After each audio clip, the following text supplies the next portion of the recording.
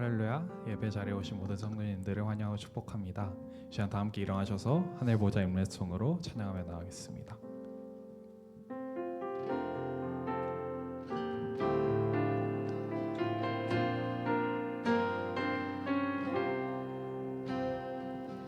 내 하나님 서신 말 앞에 무릎 꿇고 경배하리.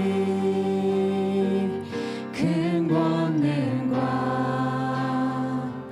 영광이 가득한 내 아버지 계신 이곳 오 하나님, 그 빛난 얼굴 배우며 두 손 들고 나아가리.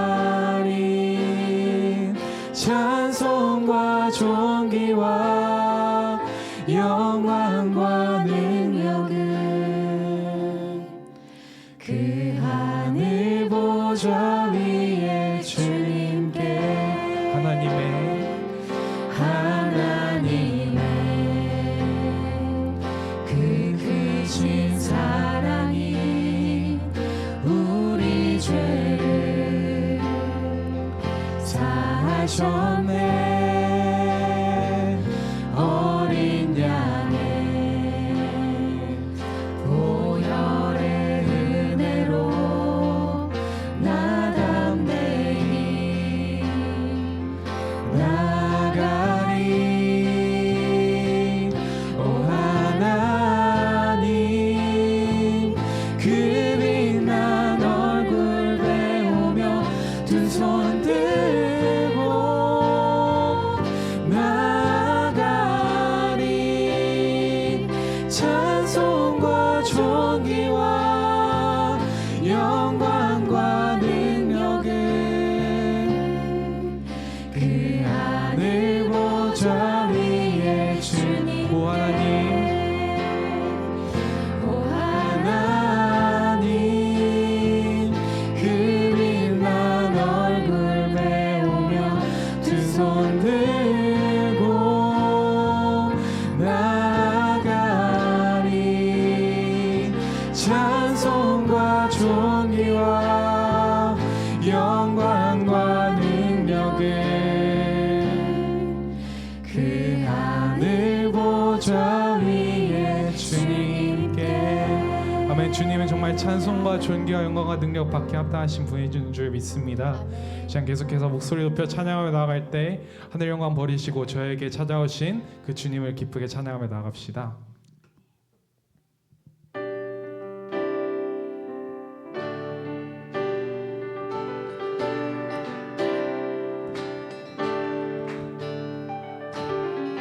주의 이름 높이며 주를 찬양하나이다. 나를 구하러 오신 주를 기뻐하나이다.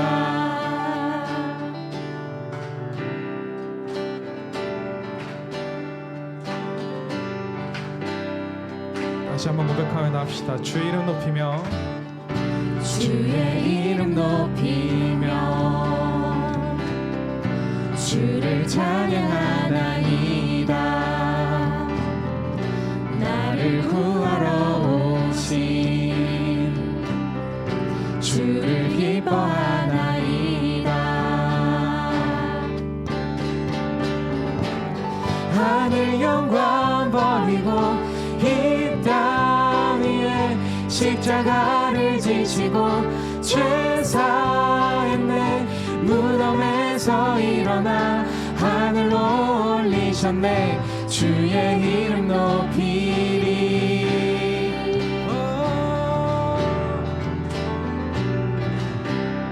자, 영어로 같이 찬양합시다. Lord, I lift your name. Lord, I lift your name on high. Lord, I love to sing your praises. I'm so glad you're in my life. I'm so glad you came to save us. You came from heaven to earth to show the way, from the earth to the cross, my debts to pay, from the cross to the grave, from the grave to the sky. Lord, I lift your name up. You came from heaven.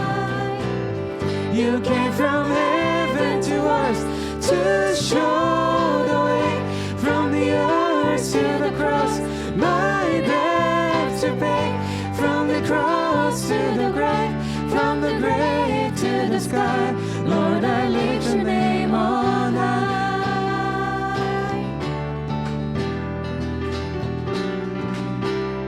하늘 영광,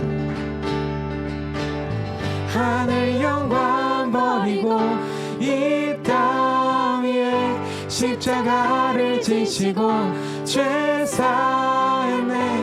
무덤에서 일어나 하늘로 올리셨네. 주의 이름 높이. 하늘 영광, 하늘 영광 버리고 이 땅 위에 십자가를 지시고 죄 사했네. 무덤에서 일어나 하늘로 올리셨네. 주의 이름 높이리.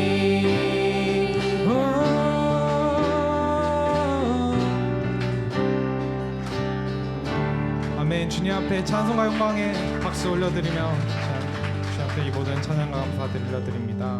아멘. 자, 계속해서 앉아서 찬양하시겠습니다.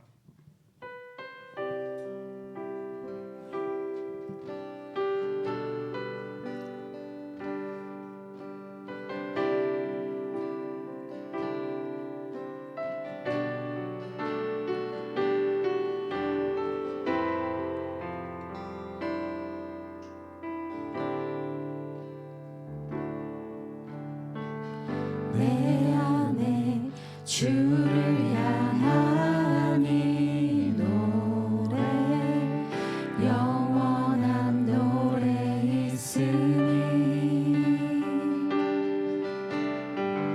날 향한 주님의 크신 사랑 영원히 찬양하리라. 내 안에 주를 향한 이 노래, 영원한 노래 있으니, 날 향한 주님의 크신 사랑 영원히 찬양하리라.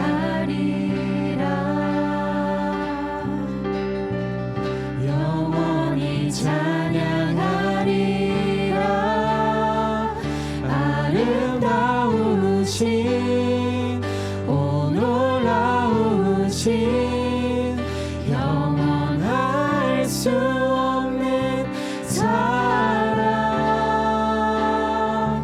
오 위대하신 하나님의 사랑 영원히 찬양하리.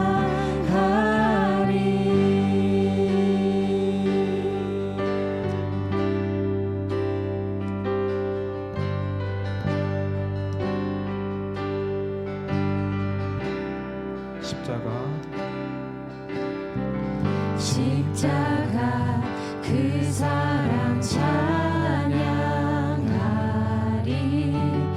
날 구원하신 그 사랑, 내 삶을 드려, 내 삶을 드려 찬양하리라. 놀라우신 주의 사랑 영원히 찬양하리라. 아름다우신 오 놀라우신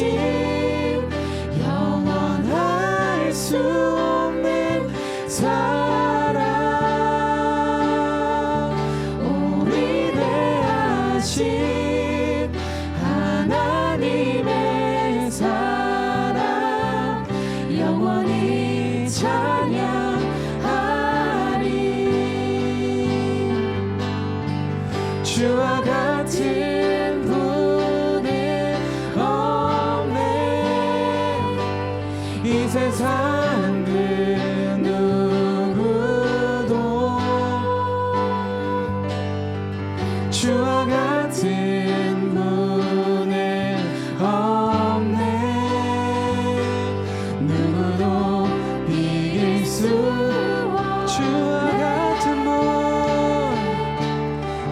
주와 같은 분은 없네. 이 세상 그 누구도 주와 같은 분은 없네. 누구도 비길 수 없네. 아름다우신 오 놀라우신 영원할 수 없는 사랑 오 위대하신 하나님의 사랑 영원히 찬양 아름다우신 오 놀라우신 영원할 수 없는 사랑 오 위대하신 하나님의 사랑 영원히 찬양하리.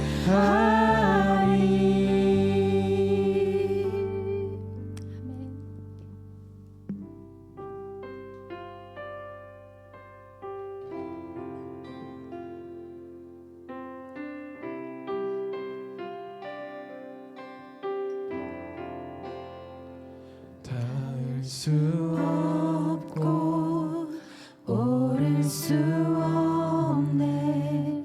사망의 권세 놓인 우리 절망 가운데 하늘을 보며 주의 이름 나 부를 때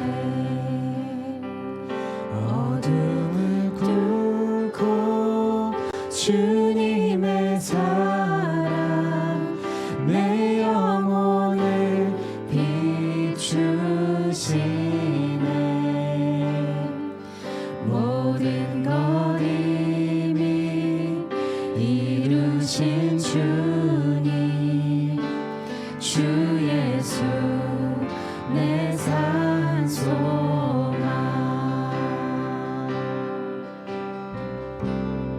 위대한 자비 위대한 자비 영원 못하며 한없는 은혜 표현 못해. 내 죄와 수치 지기 위하여 이 땅 위에 주 오셨네. 주의 십자가 날 구원하자 왕의 자녀 삼으셨네. 나는 영원히 주님의 소유 주 예수 내 산소망.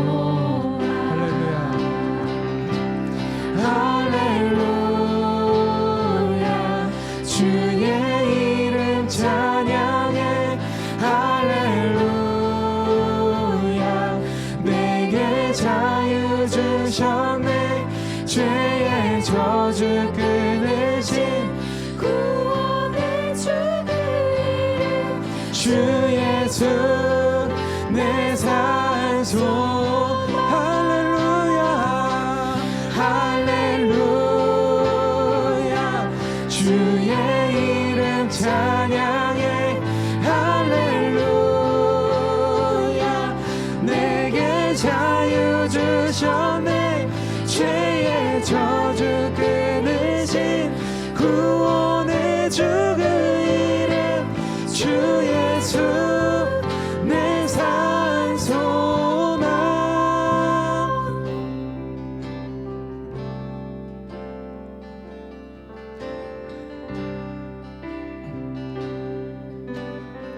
Then came the morning. Then came the morning, this is the promise. Your very body began to gleam out of the silence.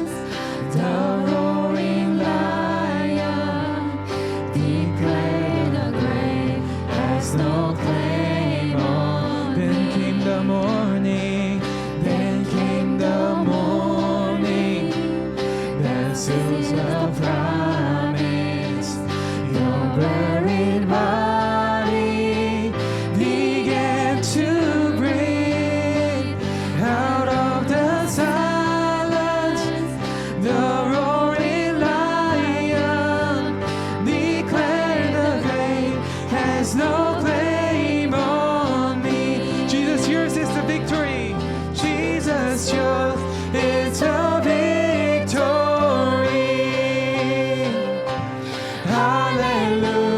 Hallelujah. Praise the one who set me free. Hallelujah. There's a sin's grief on me. You have broken every chain. There's salvation in your name, Jesus Christ, my living hope. Hallelujah, hallelujah. Praise the one who set me free. Hallelujah. There's a sin's grief on me. You have broken every chain. There's salvation in your name, Jesus Christ, my living. Hallelujah. Hallelujah. 주의 이름 찬양해. 할렐루야. 내게 자유 주셨네. 죄의 저주 끊으신 구원의 주 그 이름 주 예수 내 산 소망.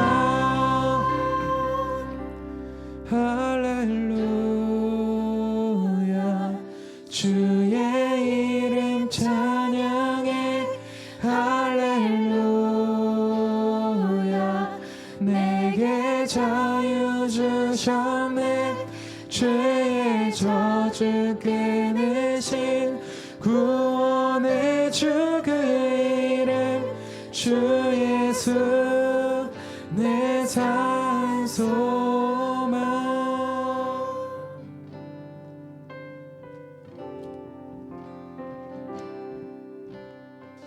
이 시간 우리가 예배를 위해서 한번 기도하겠습니다. 하나님, 우리의 유일한 산 소망이 되어 주시옵소서. 오늘 예배를 통하여서 우리의 부활이 되신 그 주님을 누리며 우리 가운데 기쁨이 충만할 수 있는 시간 되게 하여 주시옵소서. 함께 기도하도록 하시겠습니다. 아버지 하나님, 이 시간 기도합니다. 오늘 예배를 위해서 기도합니다. 주님, 우리의 예배 가운데 하여 주시옵소서. 우리의 살아있는 소망이 되어 주시옵소서. 우리가 세상을 소망하며 살아가지 않기를 원합니다. 세상에 헛된 것을 소망하며 살아가지 않기를 원합니다. 우리의 유일한 소망 주 예수 그리스도, 그 무덤을 일으키신 하나님 제 모든 죄를 가지신 예수 그리스도, 그 예수께서 나의 유일한 소망이라는 사실을 깨닫고 우리가 그 소망의 주님을 바라보며 살아갈 수 있는 소리 낼 수 있도록 주님 역사하여 주시옵소서. 그 생각의 주님을 바라볼 수 있게 하여 주시옵소서. 한 번 더 기도하실 때 가정과 교회를 위해서 기도하겠습니다. 오늘 말씀을 통하여서 각 가정 가운데 회복이 일어나기를 원합니다. 생명의 기쁨이 충만한 교회 되기를 원합니다. 말씀 선포하시는 목사님, 전도사님들에게 은혜를 베풀어 주셔서 넘치는 기쁨과 은혜가 우리 가운데 임할 수 있도록 주님 역사하여 주시옵소서. 함께 기도하도록 하시겠습니다. 아버지 하나님, 이 시간 가정과 교회를 위해 기도합니다. 오늘 말씀을 통하여서 하나님 이 교회뿐만이 아니라 모든 부서 가운데 드려지는 예배 가운데 성령님 함께하여 주셔서 하나님 말씀이 선포되는 자리에 부활의 그리스도의 선포되는 지금 자리마다 온전한 회복이 있을 수 있도록 주님 역사하여 주시옵소서. 우리 한 사람 한 사람 가운데 주시옵소서. 성령으로 충만하여 주시옵소서. 모든 예배가 되기를 원합니다. 하나님 우리 안에 있는 모든 어두움이 추악함이 물러갈 수 있게 하여 주시옵고 오직 예수 그리스도의 그 소망만이 우리 가운데 온전히 임할 수 있도록 주님 역사하여 주시옵소서.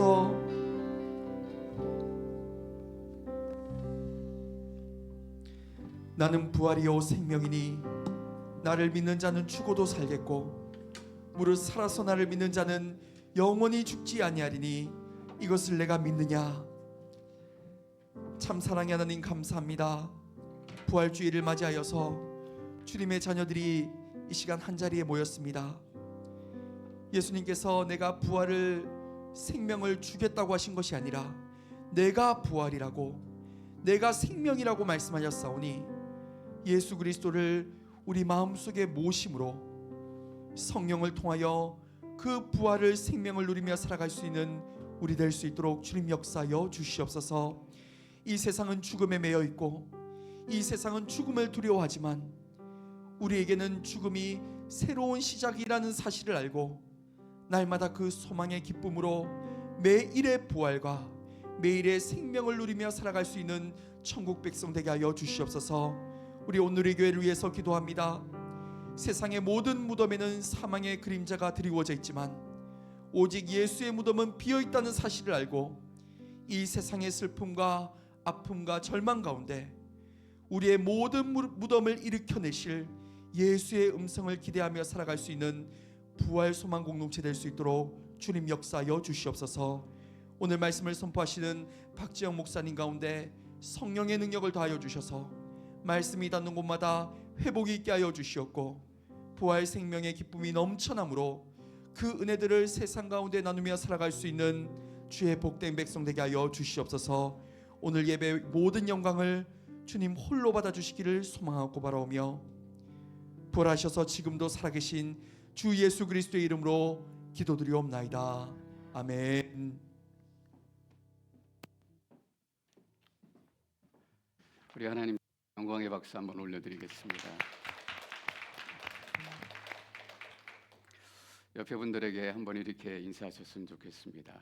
예수님이 부활하셨습니다. 그 부활하신 예수님 때문에 우리 삶에 소망이 멈추지 않을 줄 믿습니다. 그리고 한 주일 동안 믿음으로 잘 살아내시고 또 귀한 공동체를 세워가신 여러분 한 분 한 분 축복하고 또 교회를 대표해서 감사의 말씀을 드리겠습니다. 잠시 교회 소식 함께 나누고 말씀을 저희 함께 나누도록 하겠습니다. 교회에 처음 방문해 주신 분들은 끝나고 그냥 돌아가지 마시고요. 저를 좀 만나셔서 얘기도 좀 나누시고 또 교제도 좀 나누셨으면 좋겠습니다. 교회 소개 받으셔서 샌디에고 온누리교회는 어떤 교회인지 저희가 함께하는 시간이 됐으면 좋겠고요. 또 끝나고 저희 함께 식사하고 교제하는 시간이 있으니까 함께 교제하는 그런 시간도 저희가 함께 나눴으면 좋겠습니다. 다른 내용들은 주보를 참조해 주시면 좋겠고 생명의 삶 5호로가 나왔습니다. 본당 로비에 준비되어 있는데 개별적으로 체크하시고 가져가시면 좋을 것 같고요. 또 특별히 이 사역을 위해서 섬겨 주시는 분이 계셔서 얼마나 감사한지 모르겠습니다. 그리고 오늘 특별히 부활주의를 맞이해서 청년부의 황주용 자매께서 식사를 섬겨 주셨습니다. 너무나 감사하고요. 그 식사 섬김보다 더 제가 감사한 것은 지용 자매님께서는 아주 오랫동안 예배를 떠나고 교회를 떠나셨다가 이번에 오셔서 예배가 회복되고 하나님의 은혜 그 삶 가운데 조금씩 쌓여가고 있는 것을 짧은 기간이지만 저도 옆에서 보고 오히려 그게 더 감사한 마음이 들었습니다. 하나님께서는 부를 사람은 부르세요. 그러니까 안심하시고 여러분들 기도하시기를 바랍니다.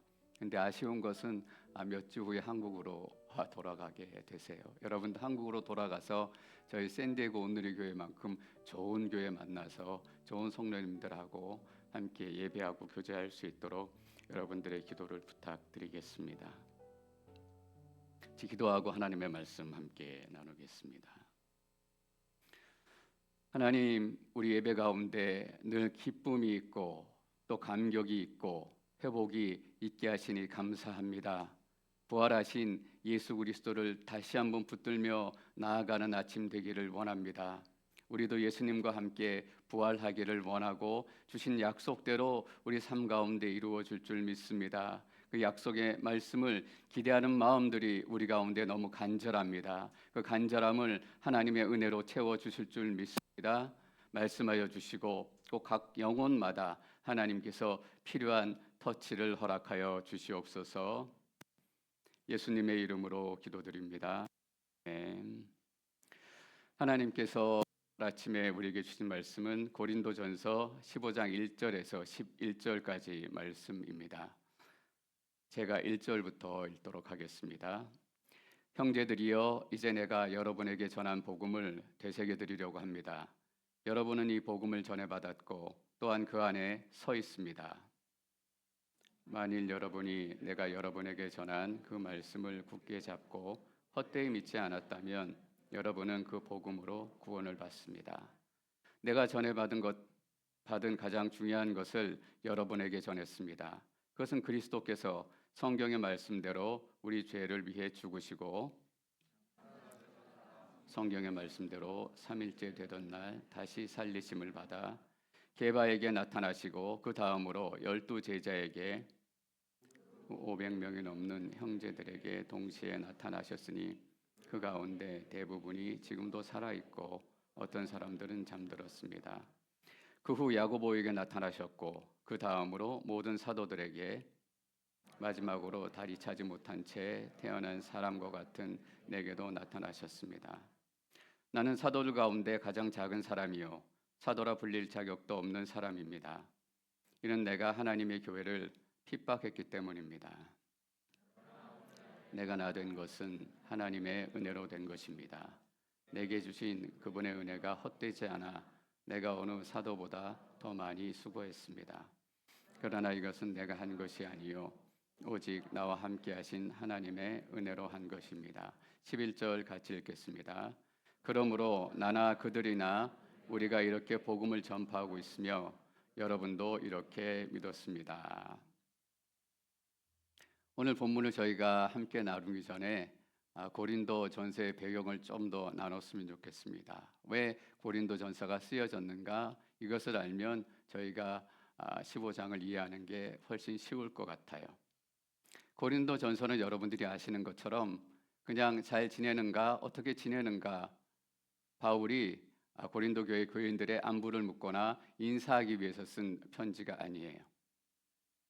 바울이 에베소에 있을 때 고린도부터 소식이 왔어요.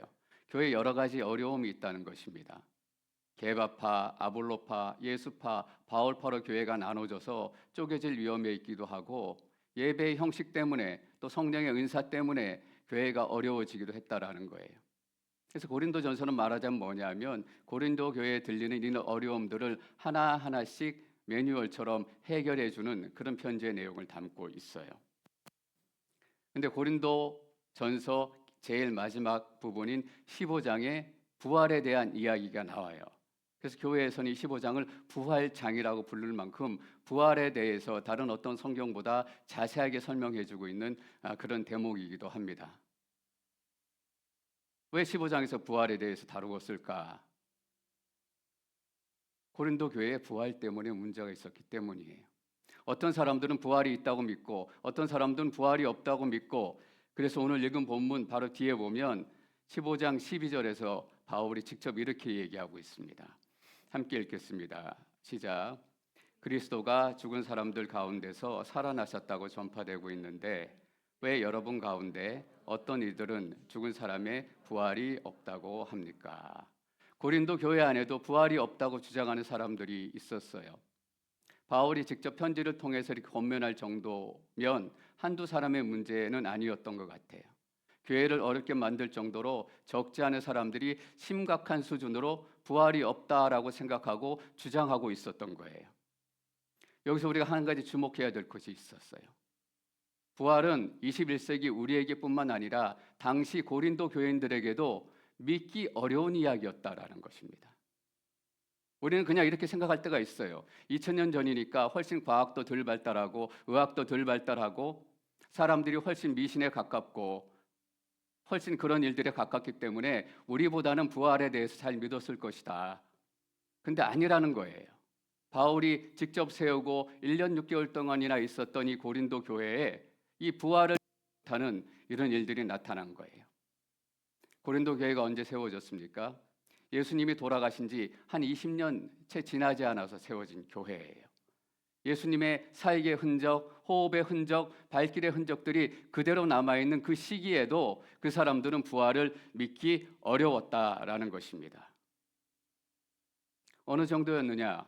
막달라 마리아가 예수님의 빈 무덤을 보고 예수님이 부활하셨다라고 말씀하셨는데 다른 사람들은커녕 제자들조차 믿지 않았습니다. 예수님께서 살아계실 때 제자들에게 내가 죽임을 당하고 사흘 만에 다시 살아나게 될 것이다 라고 분명히 가르쳐 주셨는데도 제자들은 믿지 않았어요. 왜?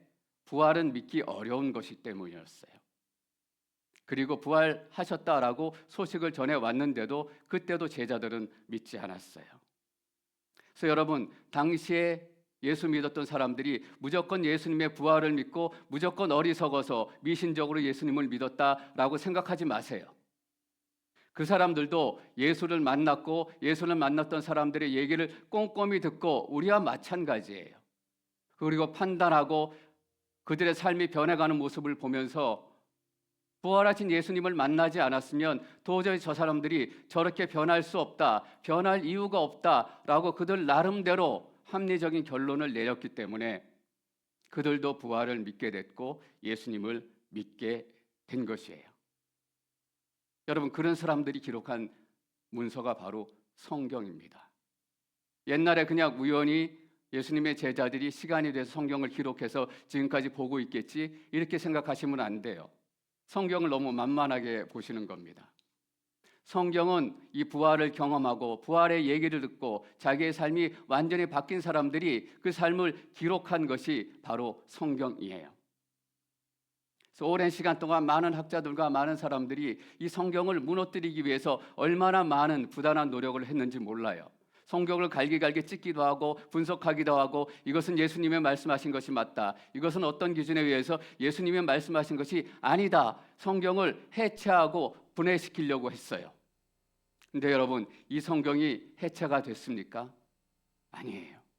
지금 이 시간까지 이 성경을 읽고 그렇게나 많은 사람들이 제자들이 만났던 예수님, 또 그 제자들이 만났던 부활하신 예수님을 이 성경을 통해서 동시에 똑같이 만나고 있는 거잖아요. 왜? 이 성경에는 그들의 삶이 다 녹아 들어가 있기 때문에. 그래서 오늘 읽은 본문에 부활에 대한 얘기가 나오는데 어쩌다 그렇게 기록이 됐겠지? 여러분, 아닙니다.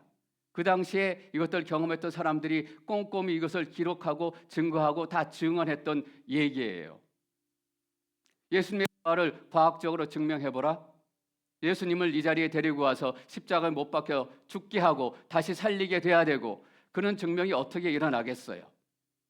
어떻게 예수님의 부활이 증명이 되는가? 이것을 믿음으로 살아냈던 사람들의 삶을 통해서 예수의 부활이 이제 증거되는 거예요. 지금은 성령의 역사예요. 2000년 전처럼 예수님께서 육체를 입고 나타나서 부활한 모습으로 우리에게 역사하시지 않아요. 예수님께서 가시면서 이렇게 얘기하셨습니다. 내가 떠나면 보혜사 성령이 너에게 오실 것이다. 그러면 너희는 나보다 더 큰 일을 하게 될 것이다. 여러분, 이 시대는 더 큰 시대예요. 우리가 예수님의 육체를 직접 보지 못하지만 성령을 통해서 예수님이 하셨던 것보다 더 많은 일들이 이 땅 가운데 이 복음을 통해서 성경을 통해서 일어나고 있다는 말씀이에요. 성경을 우리가 그렇게 대해야 돼요. 어떤 건 믿어도 되고 어떤 건 믿어도 되지 않고 아닙니다. 이 성경 말씀을 기록하기 위해서 그들이 목숨을 걸었습니다. 그리고 바울은 1절과 2절에서 이렇게 코멘트를 시작합니다. 15장 1절과 2절 함께 읽겠습니다. 시작. 형제들이여, 이제 내가 여러분에게 전한 복음을 되새겨 드리려고 합니다. 여러분은 이 복음을 전해받았고 또한 그 안에 서 있습니다. 만일 여러분이 내가 여러분에게 전한 그 말씀을 굳게 잡고 헛되이 믿지 않았다면 여러분은 그 복음으로 구원을 받습니다. 첫 번째 바울이 얘기하는 것은 복음은 내가 전해받은 것이다 라고 얘기합니다. 다시 말하면 복음은 내가 만들어낸 것이 아니다 라는 것입니다. 전해받은 대로 전해야 하고 전해받은 대로 증거해야 되고 전해받은 대로 기록해야 하는 것이 사도 바울의 사명이었습니다. 우리는 어떻게 해야 될까요? 전해받은 대로 기록된 대로 살아야 돼요. 성경에 기록된 대로 증언하지 않고 성경에 기록된 대로 말하지 않으면 그것을 바로 우리가 이단이라고 얘기합니다. 사입이라고 얘기해요.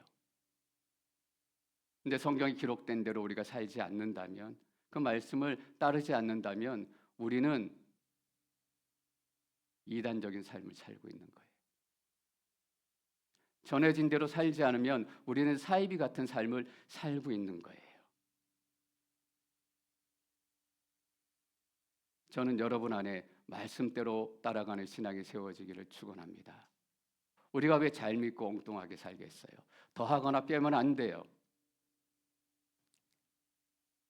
이 시대가 이렇게 됐으니 이것을 좀 더해보자, 저것을 좀 더해보자, 이것을 빼보자, 저것을 빼보자.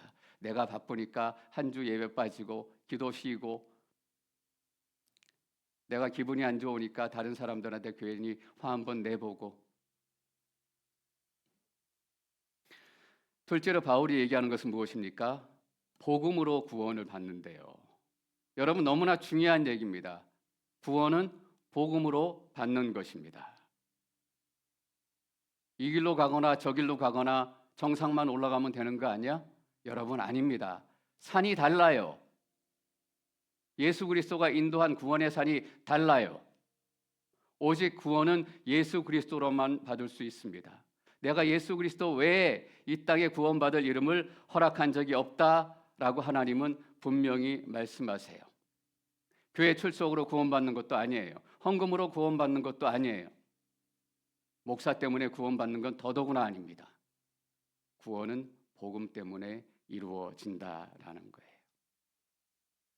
여러분, 오타니 쇼헤이라는 야구 선수 잘 아시죠?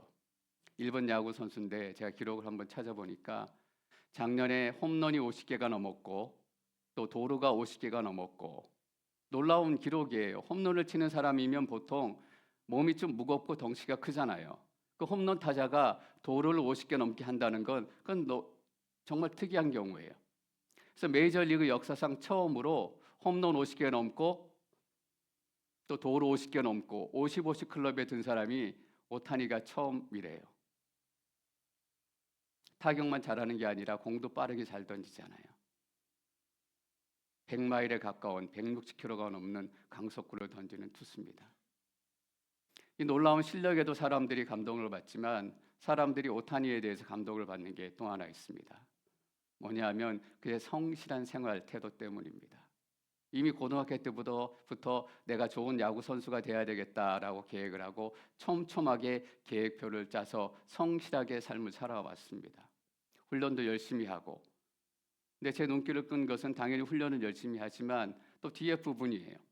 사람들에게 인사도 잘하고 청소도 잘하고 또 여러 가지 사회적으로 좋은 일도 많이 하고 휴지도 잘 줍고.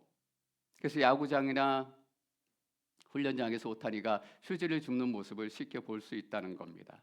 그래서 오타니는 이렇게 얘기하더라고요. 휴지를 주울 때마다 나는 다른 사람들이 버린 운을 줍는다라고 생각한다. 너무나 좋은 얘기죠. 감동적인 얘기예요. 근데 여러분 잘 기억하셔야 될 게 있어요. 구원은 운으로 주지 못해요. 구원은 오직 복음을 통해서만 얻을 수 있는 거예요.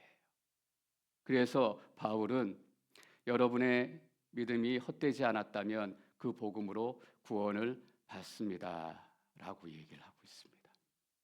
그리고 나서 복음에 대해서 얘기를 하기 시작해요. 3절, 4절 말씀 읽겠습니다. 3절 시작. 내가 전해받은 가장 중요한 것을 여러분에게 전했습니다. 그것은 그리스도께서 성경의 말씀대로 우리 죄를 위해 죽으시고 장사되셨다가 성경의 말씀대로 3일째 되던 날 다시 살리심을 받아. 바울이 전해받은 것 중에 가장 중요한 것, 에키스 중에 에키스. 그 에키스를 오늘 여러분들이 듣고 계신 거예요. 에키스가 뭐냐 하면 그것은 그리스도께서, 여러분 여기 주목하십시오. 이 문장이 그리스도로 시작하고 있어요. 복음은 누구로 시작하는가? 그리스도로 시작해서 그리스도가 복음 되는 게, 주인 되는 게 복음이에요. 우리는 우리의 구원만 생각하고 우리의 회복만 생각하고 우리의 치유만 생각해요. 근데 복음은 어떤 것인가? 예수님이 우리 삶의 주인 되시는 게 복음이에요. 내가 낫는 것도 중요하고 내가 치유받는 것도 물론 중요해요. 여러분, 복음을 만난 사람들, 구원을 경험한 사람들, 본 어게인한 진짜 크리스찬들의 삶을 보십시오. 그들은 온 삶을 다 통해서 내가 아니라 예수님이 드러나시기 위해서 그렇게 힘겹게 살아가요. 선교사님들이 선교제에서 하는 일이 뭡니까? 자신의 이름을 내는 것, 자신의 사역의 성과를 거두는 것 아니에요. 복음으로 구원받은 그 선교사신 분들은 선교지에서 예수님이 주인공 되시기 위해서, 우리가 왜 예배 드려요? 예수님은 우리 인생의 주인이십니다 라는 것을 선포하는 것, 이것이 예배잖아요. 우리가 신앙 간증 많이 듣습니다. 근데 신앙 간증을 잘못하면 내 얘기가 될 때가 많습니다. 내가 성공했고, 내가 회복됐고, 내가 이 정도 이르렀고, 그것은 나의 성공담이지 예수님의 이야기가 아니에요. 나는 죽고 내 안에 계신 예수 그리스도가 사시는 것. 그래서 예수를 깊이 만나는 증거를 어떻게 할 수 있는가? 그 삶 가운데 예수님이 자꾸 드러나는가? 아니면 그 사람이 자꾸 드러나는가? 우리 예배가 진짜 하나님께서 기뻐 받으시는 예배가 되는지 어떻게 하는가? 이 예배를 통해서 예수 그리스도의 이름이 선포되고, 예수 그리스도가 영광받고, 예수 그리스도가 우리 마음 가운데 임하는지. 여러분, 요한계시록 제일 1장 1절이 뭐라고 시작하는지 기억하세요? 이것은 예수님의 계시다라는 거예요. 예수님의 계시다라는 뜻도 있지만 예수님의 관한 계시다라는 뜻이 있어요. 그래서 요한계시록 어렵지만 그 어려운 요한계시록을 다 읽고 나면 뭐가 남아야 된다는 뜻입니까? 예수님이 남아야 된다는 거예요. 근데 사람들이 요한계시록 보고 뭐만 남아요? 666만 기억해요. 그 성경을 잘못 본 거예요, 여러분. 예수님이 주인공 되셔야 하고, 예수님이 빛을 받으셔야 하고, 예수님이 기억에 남아야 돼요. 그래서 요한계시록을 제대로 가르치느냐, 제대로 가르치지 않느냐, 이단이냐 아니냐, 이것을 어떻게 구별해요? 그 사람의 설교를 듣고 나니, 강의를 듣고 나니 예수님이 남으면, 예수님이 기억이 되면 그건 요한계시록을 강의하고 설교한 거예요. 근데 다 들었더니 666만 남는다, 베리치만 남는다.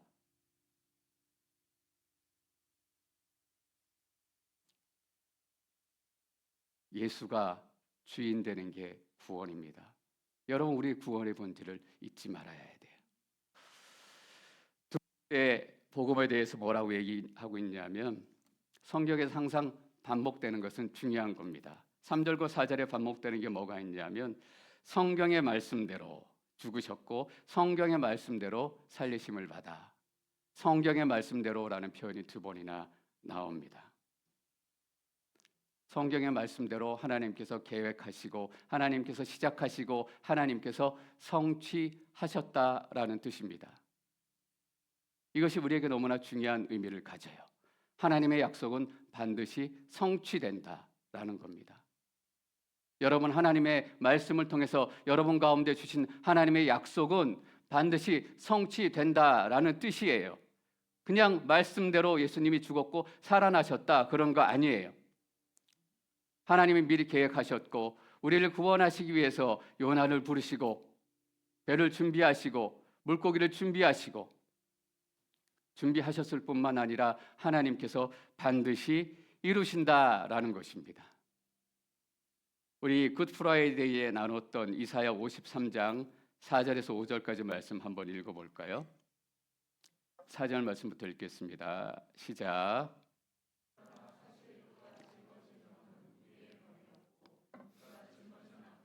우리의 아픔이었다. 그런데도 우리는 그가 맞을 짓을 해서 하나님께서 때리시고 고난을 주신다고 생각했다. 그러나 사실은 우리의 허물이 그를 찔렀고 우리의 약함이 그를 상하게 했다. 그가 책망을 받아서 우리가 평화를 누리고 그가 매를 맞아서 우리의 병이 나은 것이다. 뭐라고 하나님께서 약속하셨습니까? 이것은 분명하게 하나님께서 예수님이 오시기 700년 전에 이사야를 통해서 예수님의 십자가에 대해서 예언하신 대목입니다. 십자가를 예언하시면서 십자가의 성취를 기록하시면서 뭐라고 또 약속하셨냐 하면 그가 십자가의 죽으심으로 우리가 평화를 누리게 될 것이다. 그가 매를 맞음으로 우리의 병이 낫게 될 것이다. 예수님의 죽음과 성경의 말씀대로 이루어진 것이라면 우리가 평화를 누리고 우리가 회복을 누리는 것 또한 하나님의 약속의 말씀으로 우리 가운데 이루어질 것이에요. 여러분, 여러분의 인생을 기대하십시오. 평화를 누리는 인생, 여기서 말하는 그냥 평화는 세상에서 말하는 평화가 아니잖아요. 하나님의 샬롬, 하나님의 뜻이 이루어지고 하나님의 나라가 완전히 임하게 되는 그 놀라운 하나님의 영광의 순간들, 여러분, 그것을 우리가 누리게 된다고요. 하나님께서 뭐라고 질문하지 않으셨어요? 네가 어떻게 살아야 된다, 어떻게 살아야 된다, 그거 먼저 묻지 않으시고 단번에 예수님께서 책망을 받음으로, 채찍에 맞음으로, 여러분, 그래서 저 만만하게 보지 마십시오. 평화를 누리게 될 사람이에요. 완벽한 치유를 경험하게 될 사람이에요. 그것뿐만 아니라 제가 선포하는 말씀을 통해서 여러분이 함께 나누는 복음의 메시지를 통해서 옆에 있던 사람들이 동시에 평화를 누리게 되고 치유를 누리게 되고 그것이 공동체가 되고 그것이 교회가 되고,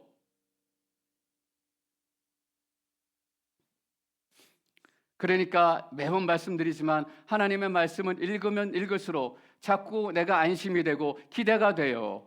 하나님께서 내일은 무슨 일을 행하실까? 내일은 어떤 일을 행하실까? 물론 내일의 어려움도 있겠죠. 내일의 아픔도 있겠죠. 그러나 그것에도 불구하고 하나님께서 행하실 소망들이 우리 가운데 있는 거예요. 그리고 바울이 복음에 대해서 두 가지를 정리합니다. 첫 번째는 뭐냐면 말씀대로 우리 죄를 위해 죽으시고, 그리고 말씀대로 3일째 되던 날 다시 살리심을 받아.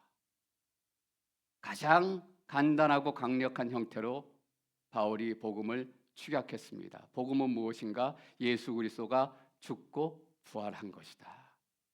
여러분, 누군가 여러분에게 복음이 무엇인가?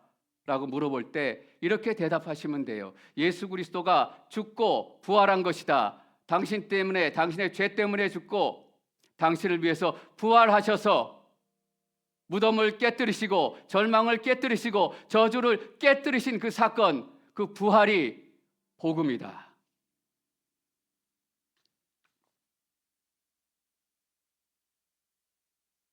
사도 바울이 15장에 부활에 대해서 논증을 하고 논쟁을 해야 되는데 먼저 부활에 대해서 얘기하지 않고 복음에 대해서 얘기를 하면서 시작합니다. 왜 그랬을까? 부활은 항상 십자가와 함께 있어야 되기 때문입니다. 십자가는 항상 부활과 함께 있어야 되기 때문이에요. 여러분, 부활이 있어야 십자가가 비극이 아니에요. 십자가가 있어야 부활의 의미가 있어요. 누가 죽었다 살아났다 이것밖에 안 된다고요.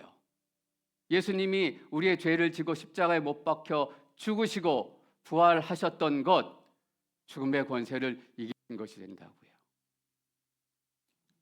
십자가만 있다? 얼마나 아픈 스토리겠어요. 사람들의 칭송을 받고 아름다운 삶을 살다가 살아간 한 청년의 처참한 죽음, 이걸로 성경이 끝났을 거 아닙니까? 부활이 없었다면 십자가의 고통과 십자가의 실제적인 사건들을 가장 잘 표현해낸 영화가 있다면 뭐니 해도 패션 오브 크라이스트일 겁니다.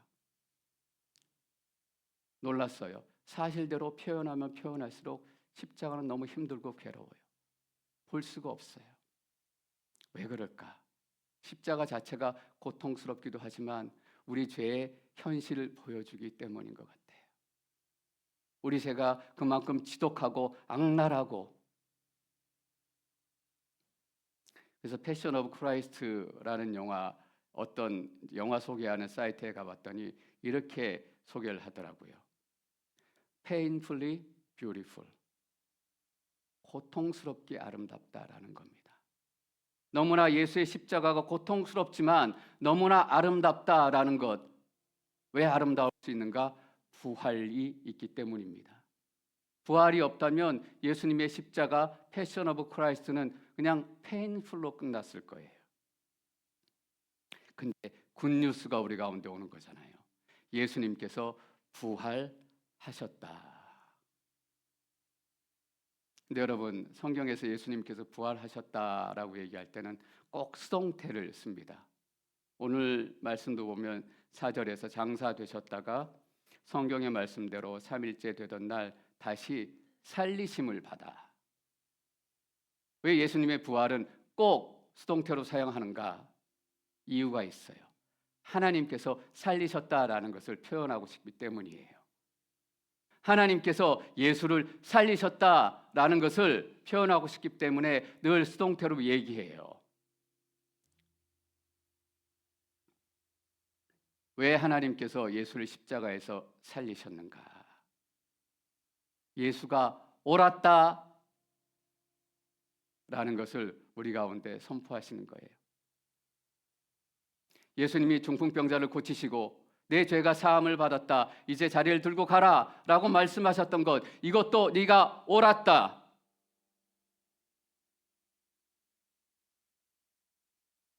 수많은 병자를 고치신 것, 귀신 들린 자를 귀신을 내쫓으신 것, 이것도 네가 옳았다. 내가 진실로 진실로 너희들에게 말하노니, 이렇게 제자들에게 말씀하셨던 너의 모든 가르침과 모든 고백, 겟세마네에서 드렸던 너의 그 피 눈물이 나는 그 절실한 기도, 십자가에서 부르짖음, 그리고 마지막으로 십자가에서 너가 왜 죽었는가? 이 땅의 죄인들을 위해 그 죄를 그 어깨에 지고 십자가에서 너가 죽었던 십자가의 사건, 이것이 옳았다라는 것을 하나님께서 선포하시는 사건이에요. 그것이 예수님의 부활이에요. 그냥 어떤 사람들이 죽었다 살아난 것, 그거하고는 차원이 다른 얘기입니다. 예수님의 모든 인생의 모든 작은 부분까지 하나님께서 다 인정하시고, 그것은 무엇인가? 예수님께서 우리를 위해서 죄를 지고 가셨다라는 것을 확인해 주신 거예요. 그래서 이 부활의 십자가, 부활의 예수를 믿으면 우리 가운데 이런 일들이 일어나요. 예수님이 하셨던 그 옳았던 일들이 우리 가운데 일어난다고요. 병들이 떠나고, 귀신들이 떠나가고, 우리를 묶고 있던 저주들이 떠나가고, 우리 앞을 막고 있는 장애물들이 부서지고. 왜? 하나님께서 이미 옳았다고 선포하신 일이기 때문에 예수 그리스도의 부활을 통해서 그 능력이 우리 가운데 들어오기 시작한 것입니다. 여러분, 손을 뻗어서 기도하세요. 선포하세요. 저는 선포하는 기도를 너무 좋아해요. 왜냐하면 예수님께서 그 권세를 부활로 내게 주셨다라고 믿기 때문입니다. 내가 선포하면 귀신이 떠나갈 것이에요. 제가 선포하면 병들이 낫게 될 것이에요. 제가 선포하면 여러분들은 맡고 있는 저주가 끊어질 거예요. 제가 특별해서 아닙니다. 부활을 통해 예수님께서 이 모든 것들이 옳았다라고 증명을 해 주셨기 때문입니다. 왜 여러분들은 할 수 없을까요? 아니요, 여러분들이 더 할 수 있어요.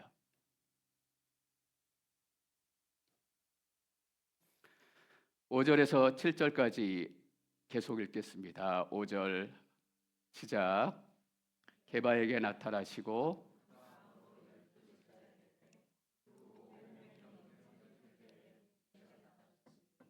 그 가운데 대부분이 지금도 살아있고 어떤 사람들은 잠들었습니다. 그 후에 야고보에게 나타나셨고 그 다음으로 모든 사도들에게 예수의 부활을 직접 경험했던 사람들입니다. 이 사람들의 이름이 그냥 지나가다 들어갔을까? 아닙니다. 그들도 보고 꼼꼼히 생각하고 부활을 경험한 사람들이 있었다라는 것입니다. 근데 이거보다 더 중요한 게 8절에 있습니다. 8절 말씀 계속 읽습니다. 8절 시작. 마지막으로 다리 차지 못한 채 태어난 사람과 같은 내게도 나타나셨습니다. 많은 사람들이 부활한 예수 그리스도를 만나요. 기적도 경험하고 놀라운 일들도 경험하고 삶이 바뀌고 그 말하는 은혜도 경험하게 되고 신앙 간증을 통해서 그런 이야기를 많이 듣고 많이 나누고 너무나 좋은 것이지만 정말 중요한 것은 뭐예요? 사도 바울처럼 부활하는 예수를 내가 만나는 거예요, 여러분. 500명이 만나고 제자들이 만나고 야고보가 만난 것도 물론 중요하지만 더 중요한 것은 무엇인가 하면 다리 차지 못한 채 태어난 사람과 같은 내게도 나타나셨습니다. 여러분, 내가 부활의 예수님을 만나고 경험하는 게 그 무엇보다 중요합니다. 저는 여기 계신 여러분 모든 한 분 한 분이 부활하신 예수 그리스도를 만나시기를 축원합니다. 여기서부터 시작이 돼야 돼요. 남들의 얘기 상관없어요. 우리 교회 부활의 능력을 누리고 다 좋아요. 그러나 내가 예수님 만나지 않으면, 예수님 경험하지 않으면 좋은 예배가 있으면 뭐 합니까? 내가 직접 예배 드리지 않으면, 능력 있는 기도가 있으면 뭐 해요? 내가 기도하지 않으면,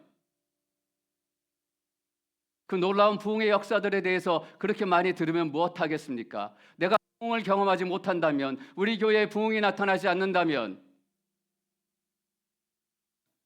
부흥을 누려봐야 하고 우리가 부흥을 선포해야 하고 우리가 예수 그리스도의 이름을 직접 높이며 소리쳐야 하는 거예요. 그래서 부활하신 예수님을 만나면 두 가지 놀라운 변화가 나타납니다. 그래서 사도 바울이 9절에서 얘기하고 있습니다. 9절 함께 읽습니다. 나는 사도들 가운데 가장 작은 사람이요 사도라 불릴 자격도 없는 사람입니다. 이는 내가 하나님의 교회를 핍박했기 때문입니다. 부활하신 예수님을 만나면 어떤 변화가 생기는가? 내가 얼마나 볼품없고 얼마나 작은 사람인지 알게 됩니다. 나는 사도들 가운데 가장 작은 사람이요 사도라 불릴 자격도 없는 사람입니다. 예수님 만나면 나는 작아져요. 나는 별 볼 일 없어져요. 제가 중학교 때인데 그때 저희 같은 반 친구 아버님이 의사 선생님이셨어요. 그때 자가용도 있고 그랬으니까 엄청 잘 살았을 거잖아요. 집에 갔더니 2층 집이라서 너무 좋은 거예요. 근데 그렇게 좋은 집을 보고 오니까 전셋방에 사는 우리 집이 너무 초라하고 작게 보이는 거 있죠. 예수님을 만나면 우리가 너무너무 초라하고 작게 보여요. 왜냐하면 예수님이 너무 위대하고 너무 영광스럽고 너무 찬란하기 때문에 예수님 앞에 서면 우리는 그렇게 초라해질 수밖에 없어요. 우리가 예수님 만나면 눈물이 나요. 이 볼 것 없는 나를 만나주시는 예수님의 사랑이 너무나 놀라운 거예요. 이 지저분한 나를 구원하시겠다고 예수님이 십자가에 못 박히셔서 돌아가신 그 사건의 이야기를 들으면 내 마음이 뭉클뭉클해지고 몽글몽글해지고 울음을 주체할 수 없는 거예요. 내가 너무 작고 형편없이 보이기 때문에. 그래서 우리는 정말 작고 작은 사람들이 모인 공동체예요. 그럼 다툴 일이 뭐 있겠어요? 그럼 속상할 일이 뭐 있겠어요? 그게 원래 난데, 그게 원래 당신인데, 원래 당신 별 볼 일 없었잖아. 나도 별 볼 일 없었어. 원래 그렇지. 나도 원래 그랬어. 원래 그랬어요, 여러분. 옛날엔 안 그랬는데 절대 그런 얘기 하지 마세요. 원래 다 그랬다고요. 결혼했더니 성격 다 버렸어. 아니에요. 결혼 전부터 여러분의 성격은 그랬어요. 알고 계세요? 그래요. 그 영광스러운 예수님 앞에 서면 사도 바울처럼. 근데 사도 바울은 어떤 사람이에요? 하나님의 교회를 핍박까지 했던 사람이에요.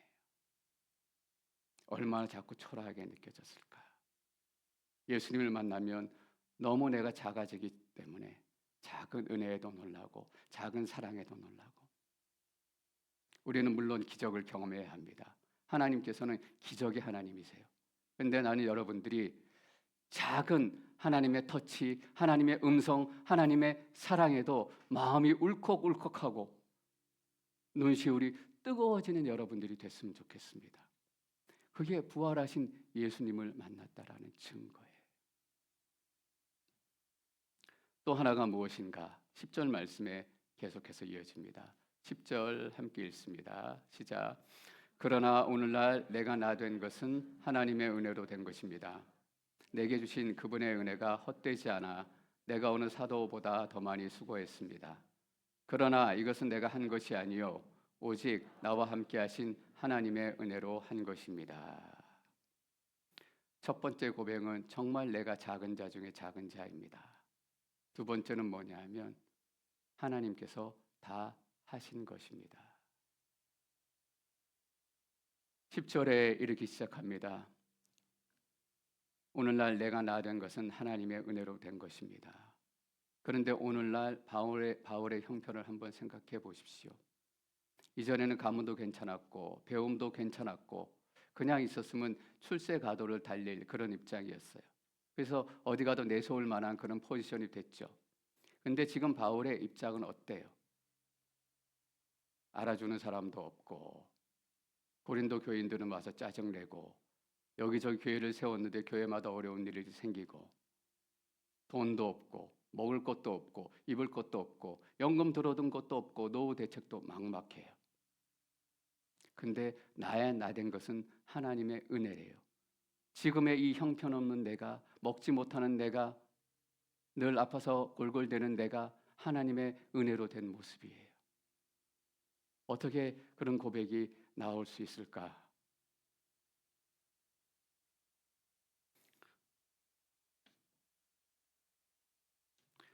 고린도 후서 11장 28절에서 29절에 바울은 또 이렇게 고백합니다. 한번 읽을까요? 시작. 그런데 이와 별도로 어록 누르는 것이 있으니 곧 내가 모든 교회를 위해 염려하는 것입니다. 누가 약해지면 나도 약해지지 않겠습니까? 누가 죄에 빠지면 내 마음이 타지 않겠습니까? 그런데 이와 별도로라고 시작을 했습니다. 이와 별도로라고 얘기하는 것은 앞에 것도 힘들었지만 내가 정말 힘든 것은 이라는 거예요. 앞에 무슨 내용이 나오냐면 제가 한번 읽어볼게요.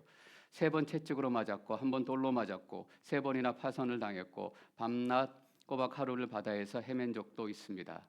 나는 수차례에 걸친 여행에서 강의 위험과 강도의 위험과 동족의 위험과 이방 사람의 위험과 도시의 위험과 광야의 위험과 바다의 위험과 거짓 형제들의 위험을 겪었습니다. 나는 또 수고와 곤고와 종종 자지 못함과 배고픔과 목마름과 때로 굶주림과 추위와 헐벗음 가운데 지냈습니다. 근데 이런 어려운 환경보다 내가 더 마음이 어려운 것은 교회들이 걱정이 돼서 그렇대요. 다른 사람들이 약해지면, 다른 사람들의 믿음이 흔들리고 믿음이 연약해지면 내가 흔들리고 연약해지는 것 같은 고통이, 누가 죄에 빠지면 내 마음이 불타는 것처럼 아프기 시작한 거예요.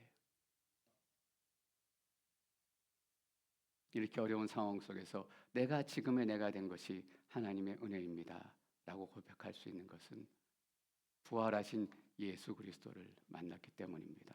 그 얘기를 10절에는 이렇게 기록합니다. 나와 함께 하신 하나님의 은혜로 한 것입니다. 하나님께서 나와 함께 하신다라는 것을 깨닫게 됐기 때문이에요.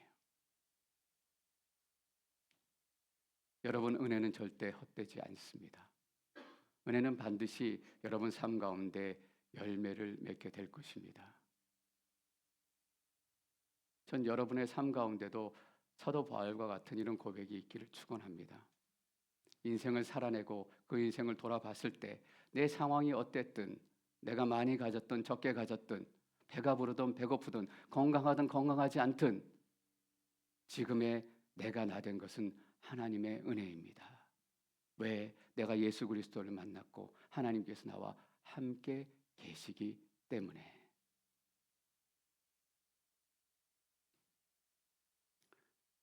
제가 앵커리지 온누리교회에서 꽤 오래 사역을 했는데 어떤 부분은 춥고 어려운 게 있는 곳이에요. 물론 지금도 그렇지만 지금보다 30년, 40년 전에는 훨씬 더 춥고 또 훨씬 눈도 많고 훨씬 살기가 쉽지 않은, 특별히 한국인들에게는. 그래서 노동을 해야 했고 아침부터 저녁까지 계속 일하지 않으면. 근데 지금은 돌아가셨지만 앵커리지 온누리교회 장로님 네 분이 계셨습니다. 앵커리지 오신 지 40년 정도 되셨대요. 40년 전에 앵커리지는 어땠을까? 비행기를 타고 앵커리지 공항에 내렸는데 또 내린 시간이 마침 추운 겨울의 한밤중, 눈은 잔뜩 내려서 어느 곳인지 방향도 알 수 없고 아는 사람도 없고 차도 없고 그냥 장로님하고 권사님하고 공항에서 걸어 나와서 두리번 얼마나 그 마음이 두렵고 처량하고 한심하고 그랬겠어요. 근데 마침 그 당시에도 거기 한국분이 한 분 계셔가지고 지나가던 한국분을 만나셔서 간신히 도움을 받으셔서 그 첫날 밤을 보내실 수 있으셨대요. 그렇게 앵커리지의 40년 삶이 시작이 되셨습니다. 얼마나 힘든 시간을 보냈겠어요. 아침부터 저녁까지 노동하시고 땀 흘리시고 쉬기만도 어려운 그런 상황이었을 텐데 주일만 되면 3시간씩 그 눈을 뚫고 추위를 뚫고 차를 몰고 가서 교회를 섬기셨다라는 겁니다. 그리고 고백하시는 말씀이 바로 이 말씀이에요. 내가 나 된 것이었다. 여러분, 하나님의 은혜는 우리의 상황과 처지로 판단되는 것이 아닙니다. 하나님의 은혜는 무엇이냐? 하나님이 나와 함께 있는가? 나와 함께 있지 않는가? 저 여러분 삶 가운데 하나님께서 늘 동행하시기를 축원합니다. 예수님이 부활하셨습니다. 우리 가운데 굿뉴스, 좋은 소식이 선포되었습니다. 약속의 말씀대로 회복되시고 승리하시고 부활을 살아내시는 한 시기를 축원합니다. 함께 기도하겠습니다. 성경이 어떻게 기록이 됐는가? 특별히 신약 성경이 어떻게 기록됐는가? 그 예수님을, 부활하신 예수님을 만나고 그 예수님의 이야기를 듣고 예수님 때문에 변화된 삶을 살아내고 예수가 부활하지 않으셨다면 도저히 나타날 수 없는 그 삶의 변화를 겪었던 사람들, 그 사람들이 기록한 것이 성경입니다. 하나님, 우리가 이 성경의 말씀대로 살기를 원합니다.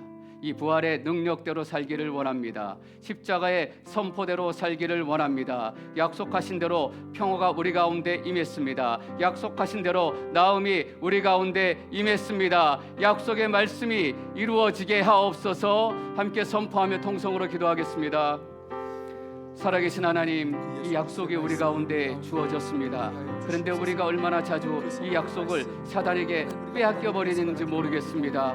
살아계신 하나님, 빼앗기지 않겠습니다. 넘겨주지 않겠습니다. 잃어버리지 않겠습니다. 하나님께서 우리에게 이미 주신 것들을 우리가 누리고 살아가기를 원합니다. 기뻐하며 살아가기를 원합니다. 우리는 그것을 누릴 자격이 있는 사람들입니다. 왜냐하면 예수 그리스도께서 말씀대로 십자가에 죽으셨고 말씀대로 부활 살아나셨기 때문입니다. 하나님께서 예수를 살리셨고 하나님의 계획을 이루셨습니다. 우리 삶 가운데 주신 이 약속의 말씀들도 하나님 이루어 갈 줄 믿습니다. 여기 계신 성도님 한 분 한 분의 기도 위에, 그들의 삶 위에, 그들의 고백 위에 사울 바울과 같은 동일한 고백들이 세워지기를 기도합니다. 하나님, 나는 정말 작은 자입니다. 부끄럽고 초라해서 예수 그리스도 앞에 설 수 없지만 그리스도가 나를 이렇게 세우시고 나를 손잡아 주시고 나와 동행하시며 나에게 복 주시는 그 인생을 내가 경험하기를 원합니다. 하나님, 이 시간 나 된 것은 하나님의 은혜임을 선포합니다.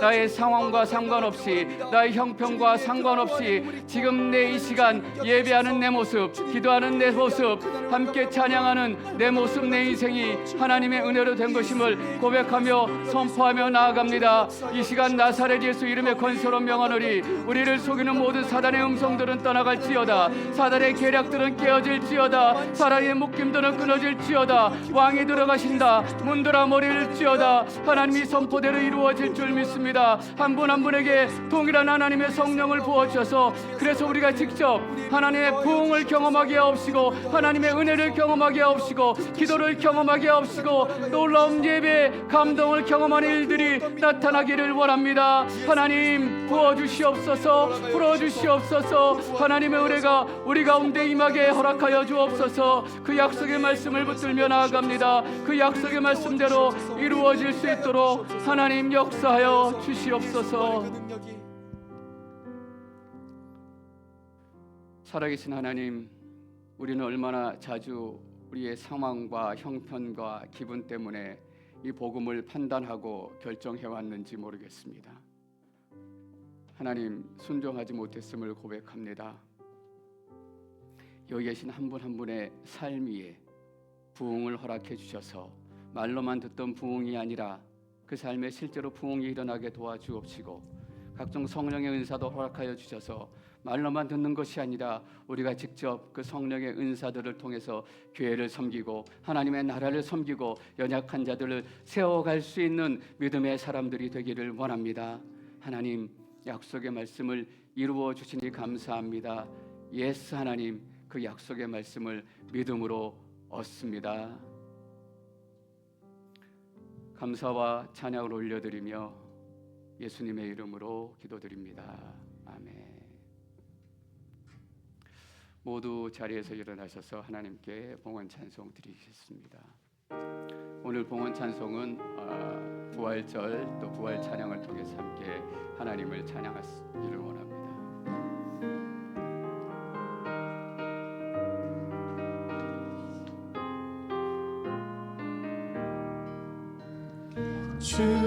주님께 영광, 다시 사신 주, 사망 권세 모두 이기시었네. 흰 옷 입은 천사 돌을 옮겼고 누우셨던 곳은 비어 있었네. 주님께 영광, 다시 사신 주, 사망 권세 모두 이기시. 1절 다시 한번 찬양하겠습니다. 주님의 영광, 주님께 영광, 다시 사신 주, 사망 권세 모두 이기시었네. 흰 옷 입은 천사 돌을 옮겼고 누우셨던 곳은 비어 있었네. 주님께 영광, 다시 사신 주, 사망 권세 모두 이기시었네. 살아계신 하나님, 말씀대로 죽으시고 예수를 부활시켜 주시니 감사합니다. 오늘 우리가 그 부활을 삶으로 살아내기로 하나님 앞에 결단하며 나아갑니다. 구별하여 드려진 물질 속에 하나님의 은혜가 임하게 하옵시고 예수 그리스도의 죽음과 부활이 필요한 땅에 어떤 사람에게든 이 물질들이 쓰여지기를 원합니다. 더 기쁜 마음으로 드릴 수 있도록 은혜를 주시고 또 성도님들의 삶 위에 재정적인 축복도 허락하여 주시옵소서. 지금은 길이요 진리요 생명이신 예수 그리스도의 크신 은혜와 하나님 아버지의 사랑하심과 성령님의 교통하심이 이 부활의 기쁜 아침, 승리의 소망을 가지고 삶의 현장으로 돌아가는 여기에 머리 숙인 하나님의 백성 위에, 그리고 그들이 삶의 현장에서 드려질 그 모든 예배들 위에, 이 땅에 예수 그리스도가 머리 되신 모든 교회들과 또 선교사님과 그 가정과 사역 위에 이제로부터 영원까지 함께하옵시기를 간절히 축원하옵나이다. 아멘.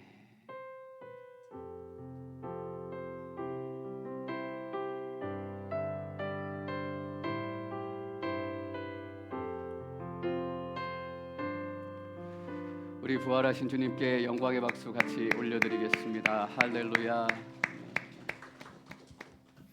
예수님 붙드시고 승리하시는 한 주 되시기를 축원합니다.